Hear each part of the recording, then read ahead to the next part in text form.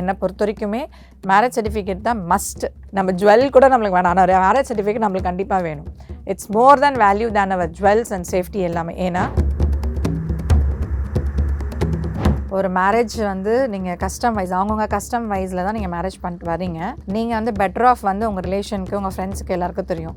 But ஆனால் ஒரு certificate தான் உங்களை வந்து பெட்டர் ஆஃப்ன்றதை காட்டும். We have advantage for this. Registration பண்ணும்போது ஒரு அட்வான்டேஜ் என்னென்னா,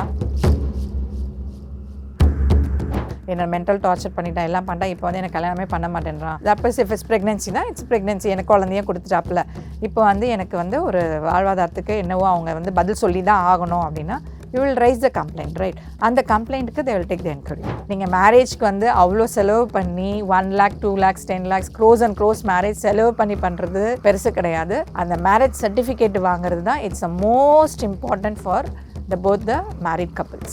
மேம் இப்போ லவ் பிரேக்கப் ஆயிடுச்சு அப்படின்னா பிளாக்மெயில் பண்ணுறாங்க ஃபோட்டோஸ் வச்சு அப்படின்னு சொல்கிறாங்கல்ல மேம், ஏதாவது கேஸ்லாம் ஃபைல் பண்ணலாமா மேம் உங்கள் மேலே? சௌபாக்யா home and kitchen appliances. Everest easy chef. Chef ஆகுங்கள் சில நிமிடங்களிலேயே. மேம் இப்போ லவ் பிரேக்கப் ஆயிடுச்சு அப்படின்னா பிளாக்மெயில் பண்ணுறாங்க ஃபோட்டோஸ் வச்சு அப்படின்னு சொல்கிறாங்கல்ல மேம், இப்போ அவங்கெல்லாம் பிளாக்மெயில் பண்ணலை, இவங்க வந்து அவங்கள வந்து பனிஷ் பண்ண வந்து இந்த மாதிரி பனிஷ் பண்ண விரும்பலை, மிரட்டுறது அதை டார்ச்சர் பண்ணுறது அது மாதிரி பண்ணாமல், பட் நீ என்னை ஏமாற்றிட்டு நான் உன்னை பனிஷ் பண்ணுறேன் அப்படின்னு சொல்லும்போது ஏதாவது கேஸ்லாம் ஃபைல் பண்ணலாமா மேம் உங்கள் மேலே? அதாவது லவ் பண்ணிட்டு வேற ஒரு பையனை கல்யாணம் பண்ணிக்கும் போது. இல்லை, இப்போ நீங்கள் இந்த இதுவே எப்போ வரும் தெரியுங்களா? மிஸ் அண்டர்ஸ்டாண்டிங்கில் நீயும் மிஸ் அண்டர்ஸ்டாண்டிங்கில் இருக்க, நானும் மிஸ் அண்டர்ஸ்டாண்டிங்கில் இருக்கேன், கன்சென்ட்டோட நீயும் பிரிஞ்சிட நானும் பிரிஞ்சிட. ஸோ அதில் எதுவுமே வராது. இப்போ ஏமாத்திடுறாங்க, அதாவது அந்த ஸ்மூத்தாக தான் மேம் போகுது. பட் அது நமக்கு எல்லாமே ஓகே, பட் நான் எங்கள் அப்பா அம்மா சொல்கிற பார்க்குற பையன் தான் கல்யாணம் பண்ணிப்பேன், இந்த பையனோட இந்த பையன் பெட்டர் அப்படின்னு இவங்களே சூஸ் பண்ணிக்கிறாங்க. அந்த ரிலேஷன்ஷிப்பில் எந்த ஒரு ப்ராப்ளமும் கிடையாது. பட் இப்படி வரும்போது அவங்க ஏமாத்துறாங்க அப்படின்னா ஏதாவது கேஸ் ஃபைல். யார் ஏமாத்துறாங்க? இது பையனாக இருந்தாலும் சரி பொண்ணாக இருந்தாலும் சரி மேம், 2 பேருக்கும் அவங்க ஃபைட் பண்ணலாமே. ஃபைட் பண்றதை விட அவங்க கிட்ட ஃபைட் பண்ணலாம் மேம். அது அவங்க கிட்ட இல்ல, இதுலயே ஃபைட் பண்ணலாம். கம்ப்ளைண்ட் போலீஸ்ல கம்ப்ளைண்ட் கொடுத்தே ஃபைட் பண்ணலாம். ஓகே ஓகே மேம், கண்டிப்பா பண்ணலாம். இப்போ லவ் பண்ணும்போது உங்களுக்கு நம்ம சாதாரணமா லவ் பண்றோம் இல்லையா? இப்போ லேடிஸ் நம்ம வந்து கேர்ள்ஸ் உமன்ஸ்க்கு எடுத்துக்கோங்க, நம்ம லவ் பண்றோம், ஒரு பையன் நம்மளை வந்து லவ் பண்ணி ஏமாத்திட்டு போயிடறான்னா உடனே நம்ம என்ன பண்ணுவோம்? உடனே ஒரு போலீஸ் ஸ்டேஷன் போகிறோம். இவன் என்னை வந்து எங்கெல்லாம் ஊரை சுற்றினா, என்னை யூஸ் பண்ணிக்கிட்டான், என் பாடியை யூஸ் பண்ணிட்டான், என் மணியை யூஸ் பண்ணிக்கிட்டான் அப்படின்னு சொல்லி எல்லாத்தையும் ஏமாத்துறான் அப்படின்னு சொல்லிட்டு நம்ம என்ன பண்ணுவோம்? உடனே ஒரு போலீஸ் ஸ்டேஷனில் கம்ப்ளைண்ட் கொடுத்து இவன் என் பணத்தையும் வாங்கிட்டான், என் பாடி யூஸ் பண்ணிட்டான், என்னை மென்டல் டார்ச்சர் பண்ணிட்டான், எல்லாம் பண்ணிட்டான், இப்போ வந்து எனக்கு கல்யாணமே பண்ண மாட்டேன்றான், எனக்கு தப்பஸ் இஃப் இட்ஸ் ப்ரெக்னென்சினா இட்ஸ் ப்ரெக்னென்சி, எனக்கு குழந்தையே கொடுத்துட்டாப்புல, இப்போ வந்து எனக்கு வந்து ஒரு வாழ்வாதாரத்துக்கு என்னவோ அவங்க வந்து பதில் சொல்லி தான் ஆகணும் அப்படின்னா, you will raise the complaint, right? அந்த கம்ப்ளைண்ட்டுக்கு they will take the enquiry. Ma'am இப்போ ரிஜிஸ்டர் மேரேஜ் பண்ணதுக்கு அப்புறம் அது வந்து பிரேக்கப் ஆயிடுச்சு அப்படின்னு வச்சுக்கோங்களேன் மேம், அவங்க வந்து டிவோர்ஸ் பண்ணிட்டாங்க, ஸோ அதுக்கப்புறம் செகண்ட் மேரேஜ் பண்ண முடியாதா மேம்? அது செல்லாத அந்த மாதிரி ஏதாவது இருக்கா மேம்? அப்படிலாம் ஒன்றும் இல்லை, they can go for second marriage. First மேரேஜோட ஆர்டர் காப்பி நீங்கள் டைவர்ஸ் வந்து த்ரூ கோர்ட் மூலயமா தான் நீங்கள் எடுக்கணும். ரெஜிஸ்டர் மேரேஜ் பண்ணிட்டீங்க அப்படின்னா எந்த ரிலிஜனாக இருந்தாலுமே, even Muslim or else Christian or else Hindu, as per the marriage act நீங்கள் மேரேஜ் பண்ணி ரெஜிஸ்டர் பண்ணிக்கணும். அந்த ரெஜிஸ்டர் மேரேஜ் வந்து த்ரூ கோர்ட் மூலயமா தான் நீங்கள் டிசால்வ் பண்ண முடியும். ஸோ அந்த ஆர்டர் காப்பியை எடுத்துகிட்டு போயிட்டு நீங்கள் ரெஜிஸ்டர் மேரேஜில் கொடுத்தீங்கன்னா உங்களோட ப்ரீவியஸ் ரெஜிஸ்டர் மேரேஜை வந்து இது கேன்சல் பண்ணுவாங்க, மேரேஜ் ரெஜிஸ்ட்ரேஷனை கேன்சல் பண்ணுவாங்க. So that when you go for a second marriage அப்படின்னா அந்த மேரேஜ் ரெஜிஸ்ட்ரேஷன் பண்ணுறதுக்கு எந்த ஒரு ப்ராப்ளம் இருக்காது. மேம் இப்போ மேரேஜ் பண்ணியுமே நிறைய வருஷம் கழிச்சும் கூட ரிஜிஸ்டர் பண்ணாமல் இருக்காங்க மேம், இந்த ரிஜிஸ்ட்ரேஷன் எவ்வளோ முக்கியம் மேம்? ரொம்ப ரொம்ப ரொம்ப முக்கியம். எதுக்கு சொல்கிறேன்னா, ஒரு மேரேஜ் வந்து நீங்கள் கஸ்டம் வைஸ் அவங்கவுங்க கஸ்டம் வைஸில் தான் நீங்கள் மேரேஜ் பண்ணிட்டு வரீங்க. நீங்கள் வந்து பெட்டர் ஆஃப் வந்து உங்கள் ரிலேஷனுக்கு உங்கள் ஃப்ரெண்ட்ஸுக்கு எல்லாருக்கும் தெரியும். பட் ஆனால் ஒரு சர்டிஃபிகேட்டு தான் உங்களை வந்து பெட்டர் ஆஃப்ன்றதை காட்டும். அதுதான் ஒரு லைசன்ஸ் ஹோல்டர். நீங்கள் தாலி வாங்குறதோ மாலை வாங்குறதோ தட் இஸ் கஸ்டம் ரிலேட்டடாக நீங்கள் வந்து வெட்டிங் ஆனிவர்சரி ரிசப்ஷன்ஸ் கிராண்டாக பண்ணுறதுலாம் கிடையாது. இந்த ப்ரூஃப் தான் வந்து இட்ஸ் அ வேலிட் ப்ரூஃப்.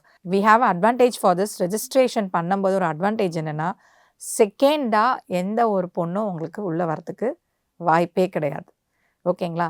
ஆனால் இதே நீங்கள் வந்து கல்யாணம் வந்து ரெஜிஸ்டர் பண்ணாமல் இருந்தீங்கன்னா, இங்கே ஒரு மேரேஜ் கல்யாணம் பண்ணாமல் ஒருத்தர் மேரேஜ் பண்ணிட்டு இருப்பார், இன்னொரு மேரேஜ் வந்து ரெஜிஸ்டர் மேரேஜாக இருக்கிறதுக்கு ஒரு வாய்ப்பு இருக்குது. ஸோ அது நீங்களே வந்து you are giving another way for your life risk எடுக்கிற மாதிரி தான் அது.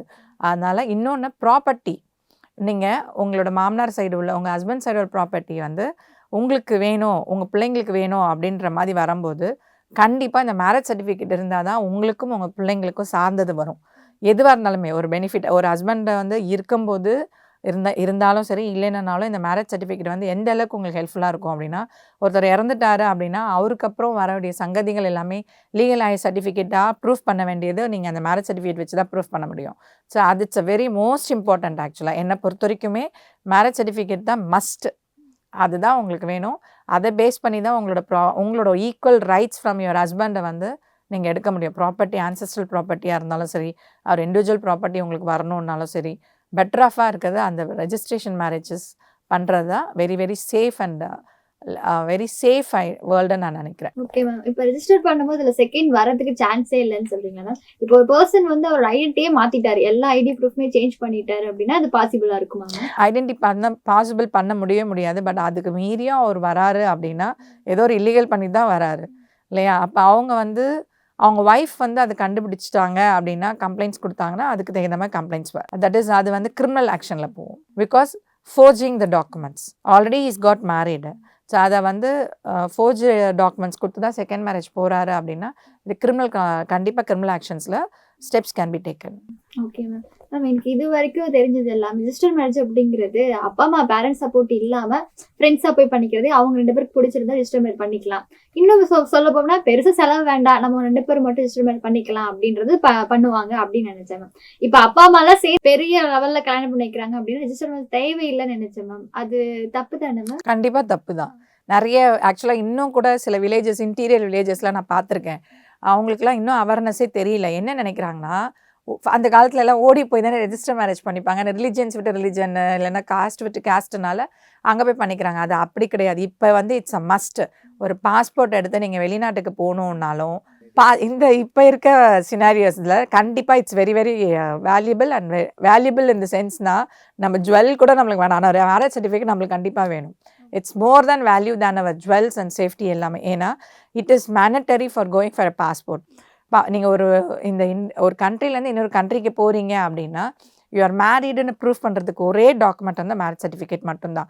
அந்த மேரேஜ் சர்டிஃபிகேட் கம்பல்சரி உங்களுக்கு வேணும். அது பாஸ்போர்ட் அப்ளை பண்ணும்போது அது இல்லாமல் உங்களால் நீங்கள் மேரிடுன்னு சொல்லிவிட்டு நீங்கள் அந்த ஸ்டேட்டஸை போட்டுட்டு உள்ளே போக முடியாது. அன்மேரிட் தான் வரும் ஆக்சுவலாக. ஓகேங்களா? ஸோ அந்த marriage is very necessary and for ப்ராப்பர்ட்டிக்கு, லீகலைஸ்க்கு, உங்கள் ஃப்யூச்சருக்கு எல்லாத்துக்குமே வந்து அதுதான் பெட்டர் ஆஃப். நீங்கள் மேரேஜ்க்கு வந்து அவ்வளோ செலவு பண்ணி 1 lakh 2 lakhs 10 lakhs crores and crores marriage செலவு பண்ணி பண்ணுறது பெருசு கிடையாது. அந்த மேரேஜ் சர்டிஃபிகேட் வாங்குறது தான் it's a most important for both the married couples. இத்தனை வருஷமா அவங்க மேரேஜ் சர்டிஃபிகேட் வாங்கல அப்படின்னா அது செல்லுபடி ஆகாதுன்ற மாதிரி தான் இருக்குமா? அப்படிலாம் கிடையாது. கஸ்டம் வைஸில் மேரேஜ் பண்ணாலே அது செல்லுபடி ஆகும். பட் ஆனால் இது வந்து ஓல்டன் டேஸ்லேருந்து ஃபாலோ பண்ணிகிட்டு இருந்தாங்க. வில்லேஜ்லலாம் பார்த்தீங்க, அது நான் வில்லேஜ்லலாம் பார்த்துட்டு இருந்துக்கு பார்த்தீங்கன்னா, நான் ஓடி போய் கல்யாணம் பண்ணிக்கிறாங்க அப்படின்னு தான் நினைப்பாங்க. ரெஜிஸ்டர் மேரேஜ் கஸ்டம்ஸில் பண்ணுறது தான் வந்து அரேஞ்ச் மேரேஜ்னு நினைப்பாங்க. நான் I tell you one case. Arrange மேரேஜில் ஒரு பொண்ணு கல்யாணம் பண்ணியிருக்கோம். அவங்க வந்து lived with together childrens for 2 or 3 childrens. இன்னொன்று வந்து ரெஜிஸ்டர் மேரேஜில் ஒரு கல்யாணம் பண்ணியிருப்பாங்க. அவங்களுக்கு 2 குழந்தை, இறந்துருப்பாங்க ஹஸ்பண்ட். ஓகேங்களா? கோர்ட் என்ன சொல்லும் அப்படின்னா, as per the previous supreme கோர்ட்லேருந்து ஒரு சைட்டேஷனில் இவங்க சுப்ரீம் கோர்ட் ஆர்டர் தான் இது ஆக்சுவலாக. அப்போ என்ன சொல்லியிருக்கு அப்படின்னா, கஸ்டம்ஸ் பண்ண மேரேஜ் வந்து cannot be, இவங்க சைடு என்ன சொல்லியிருப்பாங்கன்னா, கஸ்டம்ஸ் மேரேஜ் வந்து செல்லாது, ஏன்னா ரெஜிஸ்டர் மேரேஜ் தான் செல்லும் அப்படின்னு செகண்ட் ஒய்ஃப் வந்து, அதனால எல்லா சொத்தும் எங்களுக்கு தான் வரும் அப்படின்ற மாதிரி இவங்க கேட்டிருப்பாங்க. ஃபர்ஸ்ட் ஒய்ஃப் என்ன கேட்டிருப்பாங்க அப்படின்னா, நான் வந்து பெரியவர்கள் முன்னிலையில் நான் வந்து ஆஸ் பர் கஸ்டம் ரைட்ஸில் தான் நான் கல்யாணம் பண்ணியிருக்கேன். அந்த ஃபயர் ரிச்சுவல்ஸை சுற்றி தான் நாங்கள் அது பிரகாரம் தான் நாங்கள் கார்லன்ஸ்லாம் பண்ணி, ஃப்ளவர் கார்லன்ஸ்லாம் பண்ணி நாங்கள் பண்ணியிருக்கோம். அதனால் நான் தான் ஃபர்ஸ்ட் ஒய்ஃபு, எனக்கு தான் எல்லா சொத்தும் வேணும் அப்படின்னு சொல்லி கேட்டிருப்பாங்க. இதில் என்ன அப்படின்னா, அந்த காலத்தில் ரெஜிஸ்டர் மேரேஜ் வந்து அந்தளவுக்கு மேண்டட்டரி கிடையாது. அப்போ வந்து இந்த மாதிரி பத்திரிகை அடித்து பெரியவர்களை கூப்பிட்டு பண்ணுறது தான் ப்ரெஃபரபிளாக இருக்கும். ஆனால் என்ன பண்ணிட்டாங்க, கோர்ட் ஜட்ஜு என்ன சொல்லிட்டாங்கன்னா, இந்த குழந்தைங்களுக்கும் அந்த குழந்தைங்களுக்குமே வந்து ஈக்குவல் ஷேர் அப்படின்னு கொடுத்துட்டாங்க. ரெக்கக்னைஸ்டுன்னு பார்த்தா ஃபர்ஸ்ட் ஒய்ஃப்க்கு தான் கொடுத்தாங்க. ஏன்னா ஆஸ் பர் த ஓல்டன் நம்ம முன்னாடி பார்க்கும்போது அந்த ஒய்ஃபை தான் நம்ம வந்து கன்சிடர் பண்ணுறோம், கஸ்டம்ஸ் ரிலேட்டடாக வரும். ஆனால் இப்போ இருக்க சினாரியோஸில் இப்போ இருக்க ஜட்ஜ்மெண்ட்ஸ் எல்லாமே வந்து ரெஜிஸ்டர்ஸ் மேரேஜை மட்டும்தான் ஃபோக்கஸ் பண்ணுறாங்க. என்னன்னா கஸ்டம்ஸ் வைஸ் நீங்கள் மேரேஜ் பண்ணாலும் immediately you go with the register marriage. ஏன்னா கஸ்டம்ஸில் பண்ணிட்டோம் அப்படின்றது சேஃப் கிடையாது. ரெஜிஸ்டர் மேரேஜ் பண்ணாதான் இட்ஸ் சேஃப். சரி, இன் ஹோல்டன் டேஸ்லலாம் பார்த்தீங்கன்னா வந்து கிராமத்தில் இப்போ கூட இன்டீரியர் வில்லேஜஸ்லலாம் எப்படின்னா என்ன நினைக்கிறாங்க அப்படின்னா, ரெஜிஸ்டர் மேரேஜ் பண்ணால் வந்து ஓடி போய் கல்யாணம் பண்ணுறவங்க தான் கல்யாணம் பண்ணணும். என்கிட்டயே ஒரு பாட்டிலாம் கேட்டிருக்காங்க ஒரு இடத்துல போகும்போது, ரெஜிஸ்டர் மேரேஜ் எதுக்கு பண்ணணும், ஏன் பண்ணணும், அதெல்லாம் ஓடி போய் கல்யாணம் பண்ணுறவங்க தானே ரெஜிஸ்டர் மேரேஜ் பண்ணணும், நாங்கள் தான் பெரியவர்கள் இல்லை, எங்கள் 2 சைடு ஃபேமிலி இருக்குது, நாங்கள் எல்லாம் நிச்சயம் பண்ணி அப்படி தானே வரோம், எதுக்கு நீங்கள் ரெஜிஸ்டர் மேரேஜ் பண்ணணும்னு. அப்போ அந்த பாட்டிக்கு நான் சொன்னது, என்னதான் நீங்கள் வந்து உங்கள் வழியில் நீங்கள் வந்து கஸ்டம்ஸ் வைஸ் நீங்கள் கல்யாணம் பண்ணாலும் ரெஜிஸ்டர் மேரேஜ்ன்னு பண்ணாதான் நாளைக்கு வந்து எல்லாத்துக்குமே ஒரு யூஸ்ஃபுல்லான ஒரு எவிடன்ஸாக இருக்கும். இவங்க தான் இவங்க மேரிடு கப்பல்ன்றதுக்கு ப்ரூஃப் அதுதான் இருக்கும். நாளைக்கு அவங்க வந்து இன்னொரு இடத்துக்கு போகும்போது ட்ரான்ஸ்ஃபர் ஆகி போகும்போதோ சரி, இல்லைனா ஒரு வெளிநாட்டுக்கு எங்கன்னா போகிறாங்க பயணத்துக்கு யூஸ் பண்ணும்போது இதை யூஸ் பண்ணிக்கலாம் அப்படின்றத நான் அவங்களுக்கு புரிய வச்சேன். ஆனால் இன்னுமே வந்து சில வில்லேஜஸ்லலாம் இதை வந்து கடைபிடிக்கிறாங்க. ஸோ இதை வந்து கொஞ்சம் நிறைய அவேர்னஸாக கொண்டு வரணும். ஸோ கவர்மெண்ட் வந்து இனிஷியேட் பண்ணணும். இந்த மாதிரி marriage registration is must for all ரிலீஜியன்றதை அவங்க இனிஷியேட் பண்ணி இந்த தகவலை தெரியப்படுத்தினா நல்லாயிருக்கும் அப்படின்னு மோஸ்ட்லி நானும் என்னோட அவேர்னஸ் ப்ரோக்ராமில் நான் நிறைய சொல்லுவேன். இந்த மேரேஜ் ரெஜிஸ்ட்ரேஷனோட மெயின் வந்து even any religious okay. But ஆனால் இவங்க வந்து ஏஜ் கம்ப்ளீட் ஆகிருக்கணும். என்னென்னா பாய்ஸ்க்கு வந்து 21 இயர்ஸ் இருக்கணும், கேர்ள்ஸ்க்கு வந்து 18 இயர்ஸ் இருக்கணும். ஹிந்து கஸ்டம்ஸ் விவகாரம் அப்படின்னா எங்கே வந்து ஒன்று சத்தத்தில் இது பண்ணி அந்த மாதிரி பண்ணுவாங்க. அப்படி இல்லைன்னா கோயிலில் போய் அவங்க கோயில்லையே வந்து மேரேஜ் ரெஜிஸ்ட்ரேஷன் சொல்லிவிட்டு அங்கே வந்து ஹிந்து மேரேஜ் ஆக்ட் பிரகாரமே ஒரு ஃபார்ம்ஸ் இருக்கும், அதை ஃபில் பண்ணி கொடுத்து அங்கே மேரேஜ் வந்து கோயிலில் பண்ணிவிட்டு அங்கே ஒரு ரசீது தருவாங்க. That is called Hindu marriage registration. முஸ்லீம்ஸில் எப்படின்னா அந்த நிக்கா இருக்கும், மசூதி இருக்கும், மசூதியில் ஒரு புக் வச்சுருப்பாங்க நிக்கா புக்கு. அதுலேயும் வந்து இவங்க கொடுக்க வேண்டிய டாக்குமெண்ட்ஸ் எல்லாமே வந்து காமன். 18 இயர்ஸ் கம்ப்ளீட் ஆனதுக்கு ப்ரூஃப் அவங்க சொல்லி காமிச்சுடணும் பொண்ணுக்கு. 21 இயர்ஸ் கம்ப்ளீட்ன்ற ப்ரூஃபுக்குள்ள documents like Aadhaar card and education qualification, அது அப்புறம் பாஸ்போர்ட் சைஸ் ஃபோட்டோஸ் எல்லாமே ஒரு 5 documents to be enclosed along with that. அப்போ முஸ்லீமில் எப்படின்னா அவங்களோட மசூதியில் நிக்கா புக்குன்னு ஒன்று இருக்கும். ஸோ அதில் வந்து இவங்க 2 பேரும் சைன் போடுவாங்க with concern with the parents. And that Hindu marriage also with concern with the parents. அதே மாதிரி இன் சர்ச்சில் இட்ஸ் இந்த சர்ச் வி ஹாவ் அவங்களோட கஸ்டம்ஸ் ஃபாலோ பண்ணி they have a register over Dhar. So எல்லாத்துக்குமே இப்போ ஹிந்துவில் நீங்கள் போய் ஒரு கோயிலில் போய் கல்யாணம் பண்ணால் அங்கே வந்து நீங்கள் ரெசிப்ட் வாங்கினா that is marriage registration has been registered. Even in தர்காவில் பண்ணால் இல்லைனா நிக்கா பண்ணும்போது நிக்கா சர்டிஃபிகேட் உங்களுக்கு வந்து முஸ்லீம் அவங்களுக்கு கிடைச்சிரும், சர்ச்லேருந்து உங்களுக்கு கிடைக்கிறோம்.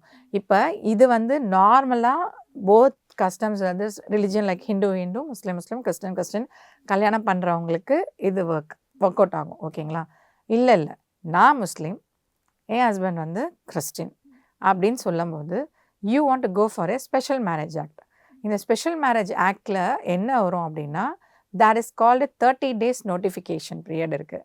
அது வந்து 2 பேரோட ஃபோட்டோவும் either on my address or my husband address register ஆஃபீஸில் ஒரு ஃபார்மில் வந்து நம்மளோட ஃபோட்டோ வந்து ஒட்டியிருப்பாங்க.